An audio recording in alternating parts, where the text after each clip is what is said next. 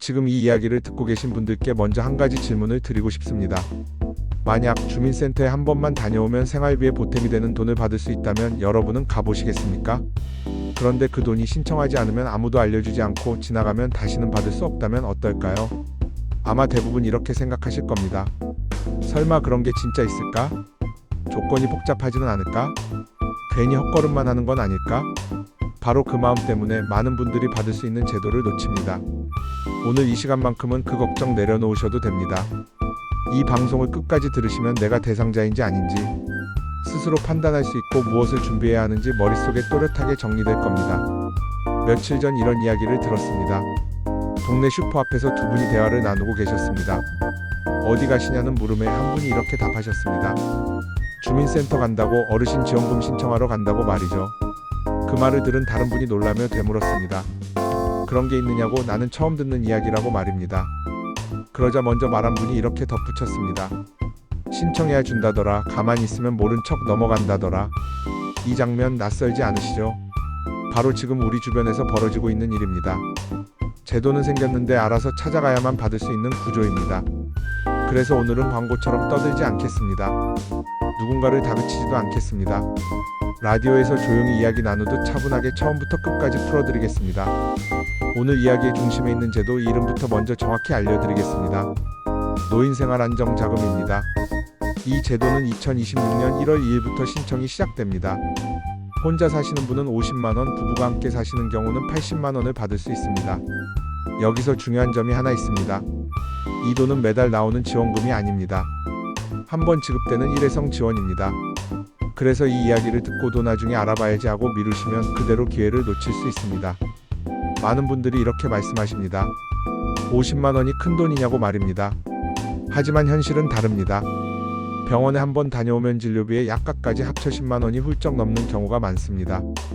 겨울철 난방비 고지서 한 장이면 마음이 무거워지는 게 현실입니다. 50만원은 모든 걸 해결해주는 돈은 아닙니다.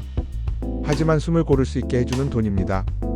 이번 달은 조금 덜 걱정해도 되겠다는 여유를 만들어주는 금액입니다. 특히 중요한 점은 이 돈의 사용처입니다. 병원비로 쓰셔도 되고 약값으로 쓰셔도 되고 식료품이나 생활용품을 사셔도 됩니다. 특정 용도로만 써야 하는 돈이 아닙니다. 여러분 삶에 필요한 곳에 여러분이 판단해서 쓰실 수 있는 돈입니다. 다만 지급 방식은 현금이 아니라 지역화폐입니다. 이 말이 어렵게 들리실 필요는 없습니다. 쉽게 말해 여러분이 사시는 동네에서만 쓸 수 있는 돈입니다. 전통시장, 동네 슈퍼, 작은 가게에서 사용할 수 있고 대형마트나 백화점에서는 사용할 수 없습니다. 이 제도가 왜 만들어졌는지도 잠시 짚고 넘어가야 합니다. 최근 몇 년 사이 노인복지 예산은 늘어났다는 발표가 있었습니다. 겉으로 보면 좋아 보입니다. 하지만 자세히 들여다보면 늘어난 예산 대부분은 기존 연금 지출을 유지하는 데 쓰였습니다. 새롭게 체감할 수 있는 지원은 사실상 많지 않았습니다. 기초연금을 인상하자는 논의도 있었지만 예산에 반영되지 않았습니다. 그 결과로 선택된 방식이 바로 이 생활안정자금입니다. 정기적인 인상은 어렵지만 한 번이라도 실질적인 도움을 주자는 취지입니다. 이 말은 곧 앞으로 계속 이어질 제도라는 보장이 없다는 뜻이기도 합니다. 그래서 지금이 중요합니다. 받을 수 있을 때, 조건이 맞을 때 확인하고 신청하는 것이 무엇보다 중요합니다. 여기까지가 오늘 이야기의 첫 번째 흐름입니다. 지금까지 들으신 내용만으로도 이 제도가 왜 생겼고 왜 놓치면 안 되는지 감이 오셨을 겁니다. 이제 다음 부분에서는 가장 많이 궁금해하시는 질문, 나는 과연 대상이 되는지 구체적인 조건을 하나씩 풀어보겠습니다. 앞에서 제도의 큰 틀과 왜 지금 이 이야기를 꼭 알아두셔야 하는지 말씀드렸습니다. 이제부터는 가장 현실적인 질문으로 들어가 보겠습니다. 그래서 나는 받을 수 있는 사람이냐 아니냐 하는 문제입니다. 많은 어르신들이 가장 먼저 이렇게 말씀하십니다. 나는 안 될 것 같다. 나는 조건에 안 맞을 것 같다. 하지만 실제로 확인해보면 생각보다 많은 분들이 조건에 해당됩니다. 왜냐하면 조건이 복잡하지 않기 때문입니다. 이 제도에서 보는 조건은 딱 두 가지입니다. 나이와 소득입니다. 재산은 보지 않습니다. 집이 있느냐 없느냐, 차가 있느냐 없느냐, 통장에 얼마가 있느냐는 전혀 따지지 않습니다. 먼저 나이부터 살펴보겠습니다. 만 60세 이상이면 됩니다. 65세 이상이 아닙니다. 환갑만 넘으시면 됩니다. 2026년 1월 1일 기준으로만 60세가 되는 분이면 대상입니다. 올해 환갑을 맞으신 분도 포함됩니다. 나이 계산이 헷갈리신다면 기억하실 것은 딱 하나입니다. 2026년 새해가 되었을 때내 나이가 만 60세인가 이것만 확인하시면 됩니다. 두 번째 조건은 소득입니다. 여기서부터 조금 집중해서 들어주셔야 합니다. 혼자 사시는 분은 최근 3개월 평균 월 소득 250만원 이하여야 합니다. 부부가 함께 사시는 경우는 두 분 소득을 합쳐 최근 3개월 평균 월 소득이 250만원 이하여야 합니다. 여기서 말하는 소득이 무엇인지 정확히 짚어드리겠습니다. 근로소득, 사업소득, 연금소득 이 세 가지를 모두 합한 금액입니다. 국민연금 받으시는 분, 기초연금 받으시는 분 두 가지를 같이 받으시는 분 모두 해당됩니다. 연금을 받고 계시다고 해서 자동으로 제외되는 일은 없습니다. 예를 들어보겠습니다. 혼자 사시는 분이 국민연금으로 매달 120만원을 받으신다면 조건에 해당됩니다. 국민연금 100만원에 기초연금 30만원 정도를 받으신다면 합쳐도 130만원 정도이므로 조건에 맞습니다. 이런 분들이 의외로 나는 연금 받으니까 안 될 거라고 미리 포기하십니다. 하지만 그렇지 않습니다. 다시 한번 말씀드립니다. 연금을 받고 계셔도 소득 기준만 넘지 않으면 신청할 수 있습니다. 여기서 꼭 짚고 넘어가야 할 부분이 있습니다. 최근 3개월 평균이라는 점입니다. 작년 소득을 보는 것이 아닙니다. 오래전 소득을 보는 것도 아닙니다. 신청 시점을 기준으로 바로 직전 석 달을 봅니다. 그래서 주의하셔야 할 경우가 있습니다. 예를 들어 퇴직금을 최근에 받으신 경우 토지를 팔아 목돈이 들어온 경우 자녀가 큰 금액을 한 번에 보내준 경우입니다. 이런 돈도 소득으로 잡힐 수 있습니다. 그러면 평균이 올라가 기준을 넘을 수 있습니다. 그래서 신청 전에는 최근 3개월 동안 통장에 어떤 돈이 들어왔는지 한번 꼭 확인해 보셔야 합니다. 여기서 많이 나오는 질문이 있습니다. 집이 있으면 안 되나요? 차가 있으면 안 되나요? 예금이 많으면 안 되나요? 다 아닙니다. 전혀 상관없습니다. 이 제도는 재산을 보지 않습니다. 오직 소득만 봅니다. 집이 있어도 됩니다. 차가 있어도 됩니다. 통장에 돈이 있어도 됩니다. 이 점 때문에 기초생활수급이나 차상위계층 제도와 헷갈리시면 안 됩니다. 이 제도는 그보다 훨씬 문턱이 낮습니다. 실제 사례를 하나 더 말씀드리겠습니다. 혼자 사시는 70대 어르신이 계셨습니다. 아파트 한 채를 소유하고 계셨습니다. 하지만 연금 소득은 월 110만원 정도였습니다. 이분은 집이 있으니 안 될 거라고 생각하셨습니다. 하지만 소득 기준에 맞았고 결국 신청해서 지원을 받으셨습니다. 그래서 다시 한번 말씀드립니다. 집 때문에, 차 때문에, 재산 때문에 미리 포기하지 마십시오. 이제 여기까지 들으셨다면 대략 감이 오셨을 겁니다.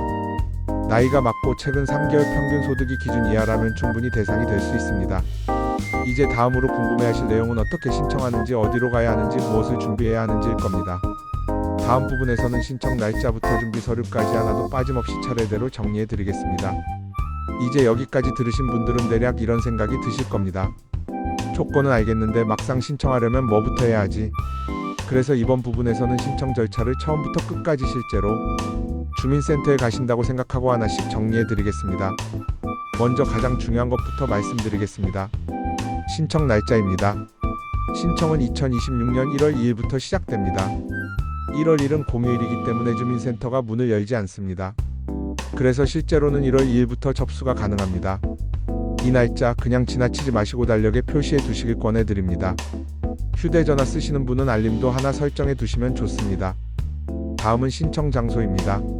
신청은 주민등록 주소지 관할 주민센터에서만 가능합니다. 이 부분은 꼭 기억하셔야 합니다. 집 근처 아무 주민센터나 가시면 안 됩니다.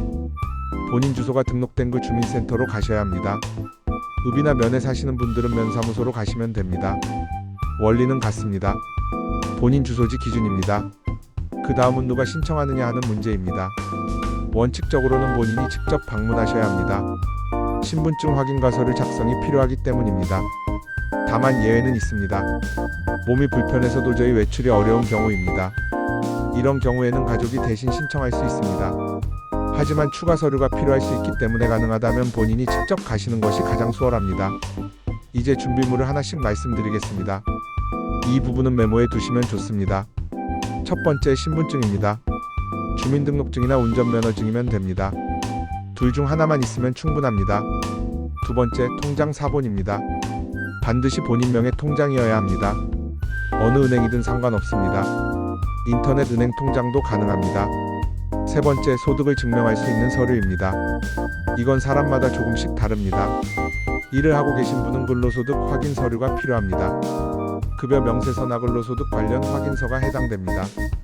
연금을 받으시는 분은 연금 수급 확인서를 준비하시면 됩니다. 국민연금공단이나 해당 연금기관에서 발급받을 수 있습니다. 기초생활수급자나 차상위계층에 해당되시는 분은 수급자 증명서만 준비하시면 됩니다. 네 번째, 건강보험 자격득실 확인서입니다. 이 서류는 최근 1년 기준으로 준비하시면 됩니다. 인터넷 사용이 가능하신 분은 건강보험공단 홈페이지나 모바일 앱을 통해 출력하실 수 있습니다. 인터넷이 어려우신 분은 걱정하지 않으셔도 됩니다. 주민센터에 가셔서 직원에게 말씀하시면 현장에서 바로 발급받을 수 있습니다. 그래서 정리해드리면 신분증, 통장, 사본, 소득 관련 서류만 미리 챙겨 가셔도 나머지는 충분히 도움을 받으실 수 있습니다. 신청서를 작성하는 것도 너무 걱정하지 않으셔도 됩니다. 주민센터에 가시면 신청서 양식이 준비되어 있고 직원분이 옆에서 차근차근 안내해줍니다. 글씨가 잘 안 보이거나 손이 불편하시면 그대로 말씀하셔도 됩니다. 대신 작성해주는 경우도 많습니다. 신청을 마치고 나면 바로 돈이 나오는 것은 아닙니다. 신청 후에는 대략 2주에서 3주 정도 심사 기간이 있습니다. 이 기간 동안 담당 공무원이 나이와 소득 요건을 확인합니다. 심사가 끝나고 대상자로 확인되면 문자나 전화로 안내를 받게 됩니다. 그리고 실제 지급은 신청한 달의 다음 달에 이루어집니다. 예를 들어 1월 초에 신청하셨다면 2월 중순에서 말 사이에 지급됩니다. 이 점 때문에 신청만 해놓고 왜 아직 안 들어오느냐고 걱정하시는 분들이 많습니다. 하지만 정상적인 절차이니 너무 조급해하지 않으셔도 됩니다. 혹시라도 승인 연락을 받았는데 지급이 되지 않았다면 바로 주민센터에 문의하시면 됩니다. 행정 절차라는 것이 아주 가끔 누락이 생길 수 있기 때문에 본인이 한 번 더 확인하시는 것이 오히려 안전합니다. 여기까지가 신청 절차의 전체 흐름입니다. 정리해보면 날짜를 확인하고 주소지 주민센터로 가서 서류를 제출하고 심사를 기다린 뒤 다음 달에 지급을 받는 구조입니다. 다음 부분에서는 실제로 돈을 받게 되었을 때 어떤 방식으로 받는지, 어디에서 사용할 수 있는지, 그리고 꼭 조심하셔야 할 사기 문제까지 자세히 말씀드리겠습니다. 이제 신청 절차까지 모두 정리가 되셨을 겁니다. 이번에는 실제로 지원이 확정된 뒤 돈을 어떻게 받게 되는지, 그리고 어디에서 사용할 수 있는지 아주 중요한 이야기를 나눠보겠습니다. 먼저 지급 방식부터 말씀드리겠습니다. 이 생활안정자금운용금으로 통장에 바로 입금되는 구조가 아닙니다. 지역화폐로 지급됩니다. 지역화폐라는 말이 처음 들으시는 분들께는 조금 낯설게 느껴질 수 있습니다. 하지만 어렵게 생각하실 필요는 없습니다. 여러분이 사시는 지역에서만 사용할 수 있는 일종의 지역 전용 상품권이라고 생각하시면 됩니다.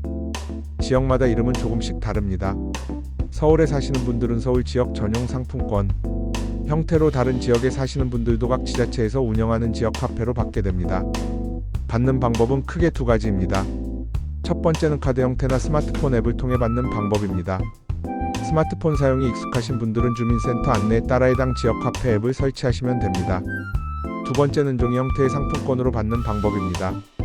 스마트폰 사용이 불편하신 분들은 이 방법을 선택하셔도 됩니다. 주민센터에서 안내를 받을 수 있습니다. 어느 방법을 선택하든 금액과 사용 조건은 동일합니다. 이제 가장 중요한 부분입니다. 어디에서 사용할 수 있느냐 하는 문제입니다. 지역화폐는 대형마트나 백화점에서는 사용할 수 없습니다. 대기업 계열 매장에서도 사용이 제한됩니다. 대신 동네 슈퍼, 전통시장, 동네 식당, 작은 약국, 동네 병원 등 소상공인이 운영하는 가게에서는 대부분 사용할 수 있습니다. 쉽게 말해 골목 상권에서 쓰는 돈입니다. 이 제도의 취지는 어르신 생활을 돕는 동시에 지역 경제를 살리자는 데 있습니다. 그래서 이 돈을 사용하면서 동네 가게 사장님들과 자연스럽게 관계가 생기는 경우도 많습니다. 이제 꼭 말씀드려야 할 부분이 있습니다. 사기주의입니다. 이런 지원 제도가 나오면 반드시 이를 노리는 사람들이 나타납니다. 다시 한번 분명하게 말씀드립니다. 주민센터나 정부기관에서 전화나 문자로 통장 번호나 비밀번호를 묻는 일은 절대 없습니다. 입금해드리겠다며 정보를 요구하는 연락이 온다면 무조건 사기입니다. 신청비를 요구하는 경우도 100% 사기입니다. 이 제도는 신청부터 지급까지 단 한 푼도 비용이 들지 않습니다. 조금이라도 의심이 들면 바로 전화를 끊으시고 주민센터나 경찰에 확인하셔야 합니다. 실제 사례를 하나 말씀드리겠습니다. 70대 어르신 한 분께 전화가 왔다고 합니다. 생활안정자금 대상자로 선정되었다며 통장 정보를 알려달라는 내용이었습니다. 이 어르신은 조금 이상하다고 느끼셔서 주민센터에 직접 전화를 하셨고 그 전화는 사기라는 것을 확인하셨습니다. 이렇게 한 번만 확인하셔도 충분히 피해를 막을 수 있습니다. 이제 실생활에서 도움이 될 작은 팁을 몇 가지 드리겠습니다. 첫 번째, 서류 준비는 가능하면 미리 하십시오. 서류 하나 빠졌다고 주민센터를 2번 가는 일은 생각보다 많이 힘듭니다. 한 번에 끝내시는 것이 좋습니다. 두 번째 신청은 가능하면 빠르게 하십시오. 신청 시기가 빠를수록 지급 시기도 앞당겨집니다. 생활비가 급하신 분이라면 이 점도 꼭 기억해 두셔야 합니다. 세 번째, 가족과 함께 움직이십시오. 자녀나 보호자에게 이 제도를 미리 알리고 함께 주민센터에 가면 서류 준비나 확인이 훨씬 수월합니다. 네 번째, 주민센터에 갔을 때 다른 복지 제도도 함께 물어보십시오. 이 한마디만 하셔도 됩니다. 제가 받을 수 있는 다른 복지 혜택도 있나요? 이 질문 하나로 생각보다 많은 정보를 얻을 수 있습니다. 이제 여기까지가 돈을 받는 방식과 사용 방법, 그리고 반드시 조심해야 할 내용입니다. 다음 부분에서는 받은 돈을 어떻게 쓰면 좋을지, 그리고 이 제도가 앞으로 어떻게 될 가능성이 있는지 마지막으로 꼭 드리고 싶은 말씀을 정리해서 전해드리겠습니다. 이제 마지막 부분입니다. 신청 방법도 알았고 받는 방식도 정리됐고 사용할 수 있는 곳과 조심해야 할 점까지 모두 살펴봤습니다. 이제 남은 질문은 이것일 겁니다. 이 돈을 어떻게 쓰는 게 가장 좋을까? 정답은 없습니다. 왜냐하면 이 돈은 여러분 삶에 맞게 쓰라고 마련된 지원이기 때문입니다. 다만 현장에서 많은 어르신들을 만나며 공통적으로 도움이 됐다고 하신 사용 방법들이 있습니다. 그 이야기를 나누고 싶습니다. 첫 번째는 고정 지출에 먼저 사용하는 방법입니다. 병원비, 약값, 관리비, 통신비 같은 매달 반드시 나가는 돈이 있습니다. 이런 비용에 먼저 써두시면 마음이 한결 가벼워집니다. 특히 겨울철 난방비는 미리 대비해 두시는 것이 좋습니다. 갑자기 나오는 고지서보다 미리 준비된 여유가 훨씬 편안합니다. 두 번째는 건강에 쓰는 것입니다. 영양제, 보조식품, 정기검진, 미뤄두었던 치료나 검사. 건강은 아끼는 것이 아니라 관리하는 것입니다. 어떤 분은 이 지원금으로 몇 달치 약값을 미리 준비해 두셨다고 합니다. 그 덕분에 매달 약값 걱정이 줄었다고 하셨습니다. 세 번째는 마음에 쓰는 것입니다. 오랫동안 못 만났던 친구와 식사 한 끼, 복지관 프로그램 참여, 작은 취미 활동. 나이가 들수록 몸만큼이나 마음도 돌봐야 합니다. 혼자 집에만 계시다 보면 사람 만나는 일이 점점 줄어듭니다. 이번 기회에 한 번쯤은 밖으로 나가 사람들과 어울려 보시길 권해드립니다. 네 번째는 생활을 편하게 만드는 데 쓰는 것입니다. 집안에 오래된 물건, 불편했던 가전, 고장난 작은 부분들, 이런 것들을 정리하면 생활의 질이 분명히 달라집니다. 다섯 번째는 동네 가게에서 사용하는 것입니다. 지역 화폐는 동네 상권에서 쓸수록 가치가 커집니다. 단골이 되면 사람도 생기고 정도 생깁니다. 이웃과 관계가 이어지는 것도 노후에는 큰 힘이 됩니다. 이제 한 가지 중요한 이야기를 솔직하게 드리겠습니다. 이 제도가 앞으로도 계속될까요? 지금으로서는 확답할 수 없습니다. 현재로서는 일회성 지원으로 설계되어 있습니다. 다시 말해 이번 한 번으로 끝날 가능성도 있습니다. 그래서 지금이 더 중요합니다. 받을 수 있을 때 받으셔야 합니다. 조건이 맞는다면 망설이지 말고 신청하셔야 합니다. 그리고 한 가지 더 말씀드리고 싶습니다. 여러분의 목소리가 필요합니다. 아무 말도 하지 않으면 정책은 그대로 지나갑니다. 하지만 많은 분들이 의견을 내고 필요하다고 말하면 제도는 바뀔 수 있습니다. 기초연금 인상, 지속적인 생활 지원, 노인 복지 확대. 이 모든 것은 요구하는 사람이 있을 때 비로소 논의됩니다. 조용히 참고만 계시면 아무도 대신 말해주지 않습니다. 이제 정말 마지막으로 꼭 드리고 싶은 말씀입니다. 여러분은 평생 일하셨고 세금을 성실히 내셨고 가정을 지키며 사회를 떠받쳐 오신 분들입니다. 이 지원금은 시혜가 아닙니다. 부끄러워할 이유도 없습니다. 여러분의 정당한 권리입니다. 받을 수 있는 것은 받으시고 그 돈으로 조금이라도 편안해지시길 바랍니다. 그리고 이 정보를 혼자만 알고 계시지 마십시오. 주변에 혼자 사시는 분, 정보에 어두운 분, 연세가 많아 챙기기 어려운 분이 계시다면 꼭 한번 말씀해 주세요. 아는 사람이 알려주지 않으면 끝내 모른 채 지나가는 분들이 생각보다 많습니다. 오늘 이야기의 핵심을 마지막으로 정리해 드리겠습니다. 2026년 1월 2일부터 신청. 만 60세 이상. 소득 기준만 충족하면 가능. 신청하지 않으면 받을 수 없음. 이 네 가지만 기억하셔도 충분합니다. 오늘 이 시간이 여러분 삶에 작게나마 도움이 되었기를 바랍니다. 끝까지 함께 해주셔서 진심으로 감사합니다.